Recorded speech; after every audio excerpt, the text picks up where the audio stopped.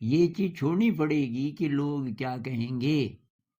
अब आप सेवा जितनी कर सको करो, माता पिता की सेवा करो, उनकी देखभाल करो, साइकोलॉजिकली गुलाम मत हो जाओ उनके, फैसला खुद लो अपनी जिंदगी के। वो अलग बात है, सेवा करना अलग बात है। मान लीजिए कि आप बोल रहे हो कि नहीं, मैं आपके हिसाब से शादी नहीं करूंगी, और आप अपने हिसाब से शादी कर लेते हो, लेकिन आप पेरेंट्स की देखभाल कर रहे हो। अब बुढ़ापे में कोई नहीं है उनके साथ, और आप कुछ ना कुछ करके कोई इंतज़ाम कर रहे हो उनकी देखभाल का। वो तो करना है, सेवा करनी है जितना कर सको, लेकिन मानसिक गुलामी नहीं। ये मैं कहना चाहता हूँ। दूसरी बात, शक्ति कितनी है आपके अंदर, ये केवल वैचारिक स्तर पे क्लियर हो जाने से बात नहीं बनेगी कि जी मुझे बात समझ आ गई, मुझे अपने हिसाब से चलना है। लेकिन अपने हिसाब से भी कैसे चलोगे, आपके अंदर शक्ति तो है ही नहीं।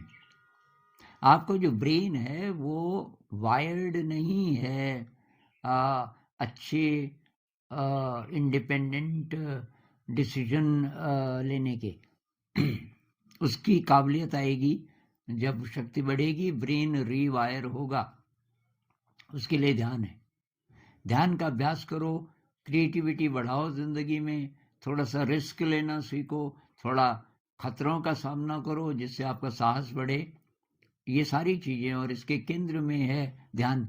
ध्यान में ये सब आ जाते हैं। ध्यान भी खतरे की चीज है। ध्यान से आप अपने जीवन को ट्रांसफॉर्म कर रहे हो, अपने अहंकार के पार जाने का रास्ता निकाल रहे हो, अपनी डेफिनेशन को जीरो करने की कोशिश कर रहे हो। ये तो बहुत खतरे की बात है। फिजिकली भी आप विपस्सना मेडिटेशन करोगे तो फिजिकली भी शरीर में बहुत ज़्यादा कष्ट भी हो सकता है, और काफ़ी मानसिक परेशानियां भी हो सकती हैं शुरुआत में। तो आसान रास्ता नहीं है आध्यात्म का। तो आध्यात्म में अगर आप आगे बढ़ रहे हो तो आपकी शक्ति तो बढ़ ही रही है, खतरे मोल लेने की शक्ति बढ़ रही है, और आपका साहस बढ़ रहा है, आपकी डिसीजन लेने की शक्ति बढ़ रही है।